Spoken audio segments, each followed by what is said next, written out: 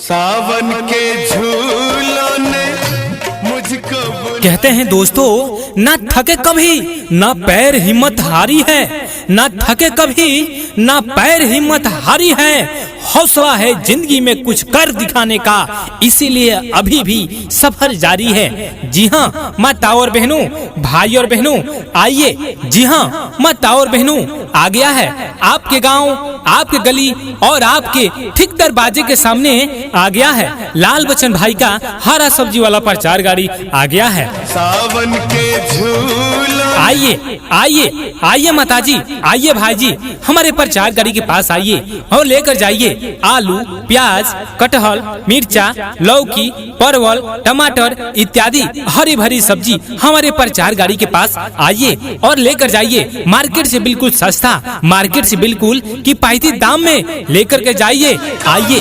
फूलों ने हमारे प्रचार गाड़ी के पास आइए, आइए माताजी आइए और लेकर जाइए हरा भरा सब्जी। जी हाँ आ गया है आपके गांव, आपके गली और आपके ठीक दरवाजे के सामने आ गया है। आइए हमारे प्रचार गाड़ी के पास आइए और लेकर जाइए अनेकों प्रकार के हरा भरा सब्जी। बुलाया जी हाँ, जैसे आलू, प्याज, मिर्चा, टमाटर, कटहल, लौकी, बोरो, बैगन इत्यादि हरी भरी सब्जी हमारे प्रचार गाड़ी से लेकर के जाइए। शराब मत पी। आइए आइए आइए माताजी आइए। कहते हैं दोस्तों, खुशी एक एहसास है जो हर किसी को तलाश है। जी हाँ आइए, आपके गांव में आ गया है, आपके गली में आ गया है हरा सब्जी वाला का प्रचार गाड़ी। आइए और जल्दी से लेकर के जाइए हरा भरा सब्जी अपने घर ले जाइए, नहीं तो ये प्रचार गाड़ी अब आगे जाने वाली है, इसलिए आप जल्दी से आइए। फूलों ने मुझको कहते हैं दोस्तों, ना थके कभी ना पैर हिम्मत हारी है, ना थके कभी ना पैर हिम्मत हारी है। हौसला है जिंदगी में कुछ कर दिखाने का, इसीलिए अभी भी सफर जारी है। जी हाँ माता और बहनों, भाई और बहनों आइए। जी हाँ माता और बहनों, आ गया है आपके गांव, आपके गली और आपके ठीक दरवाजे के सामने आ गया है लाल बच्चन भाई का हरा सब्जी वाला प्रचार गाड़ी आ गया है।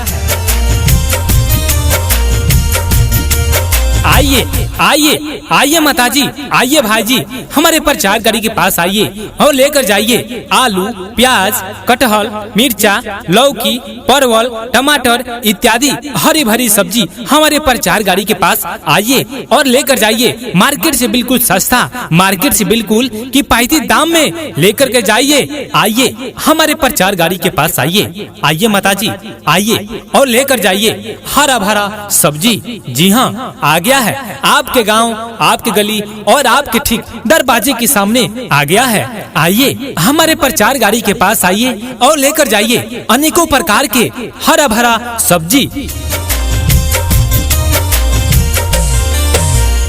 जी हाँ, जैसे आलू, प्याज, मिर्चा, टमाटर, कटहल, लौकी, बोरो, बैगन इत्यादि हरी भरी सब्जी हमारे प्रचार गाड़ी से लेकर के जाइए। आइए आइए आइए माताजी आइए। कहते हैं दोस्तों, खुशी एक एहसास है जो हर किसी को तलाश है। जी हाँ आइए, आपके गांव में आ गया है, आपके गली में आ गया है हरा सब्जी वाला का प्रचार गाड़ी। आइए और जल्दी से लेकर के जाइए हरा भरा सब्जी अपने घर ले जाइए, नहीं तो ये प्रचार गाड़ी अब आगे जाने वाली है, इसलिए आप जल्दी से आइए।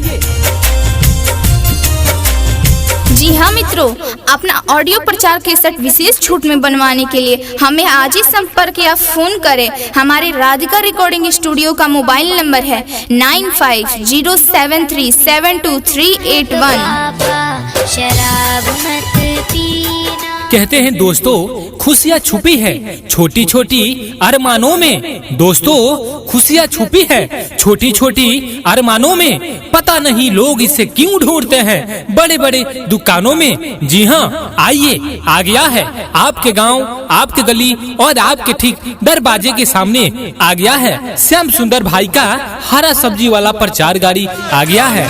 फूलों ने आइए और लेकर जाइए हमारे प्रचार गाड़ी से आलू, प्याज, लहसुन, परवल, मिर्चा, बैगन, टमाटर इत्यादि हरी भरी सब्जी लेकर के जाइए। जी हाँ, आइए हमारे प्रचार गाड़ी के पास आइए और लेकर जाइए हरा भरा सब्जी। जी हाँ माता और बहनों, प्यारे साथियों, आइए आ गया है बाजार से बिल्कुल सस्ता और बाजार से बिल्कुल अच्छा लेकर के जाइए। आइए माता जी, आइए भाई जी, आइए और लेकर जाइए मार्केट से बिल्कुल किफायती दाम में आलू, प्याज, लौकी, परवल, बैगन, लहसुन, मिर्चा इत्यादि हरी भरी सब्जी हमारे प्रचार गाड़ी से लेकर जाइए। आइए आइए माता जी, आइए हमारे प्रचार गाड़ी के पास आप जल्दी से आइए, नहीं तो ये प्रचार गाड़ी अब आगे जाने वाली है। इसलिए माता जी आप जल्दी आइए और हमारे प्रचार गाड़ी से आप अपने घर हरी भरी सब्जी लेकर जाइए। आइए माता जी, आइए। जी हाँ मित्रों, अपना ऑडियो प्रचार केसेट विशेष छूट में बनवाने के लिए हमें आज ही संपर्क या फोन करें। हमारे राधिका रिकॉर्डिंग स्टूडियो का मोबाइल नंबर है 9507372381। आइए और लेकर जाइए हमारे प्रचार गाड़ी से आलू, प्याज, लहसुन, परवल, मिर्चा, बैगन, टमाटर इत्यादि हरी भरी सब्जी लेकर के जाइए। जी हाँ, आइए हमारे प्रचार गाड़ी के पास आइए और लेकर जाइए हरा भरा सब्जी। जी हाँ माता और बहनों, प्यारे साथियों, आइए आ गया है बाजार से बिल्कुल सस्ता और बाजार से बिल्कुल अच्छा लेकर के जाइए। आइए माता जी, आइए भाई जी, आइए और लेकर जाइए मार्केट से बिल्कुल किफायती दाम में आलू, प्याज, लौकी, परवल, बैगन, लहसुन, मिर्चा इत्यादि हरी भरी सब्जी हमारे प्रचार गाड़ी से लेकर जाइए। आइए आइए माता जी, आइए हमारे प्रचार गाड़ी के पास आप जल्दी से आइए, नहीं तो ये प्रचार गाड़ी अब आगे जाने वाली है। इसलिए माता जी आप जल्दी आइए और हमारे प्रचार गाड़ी से आप अपने घर हरी भरी सब्जी लेकर जाइए। आइए माता जी, आइए। जी हाँ मित्रों, अपना ऑडियो प्रचार केसेट विशेष छूट में बनवाने के लिए हमें आज ही संपर्क या फोन करें। हमारे राधिका रिकॉर्डिंग स्टूडियो का मोबाइल नंबर है 9507372381।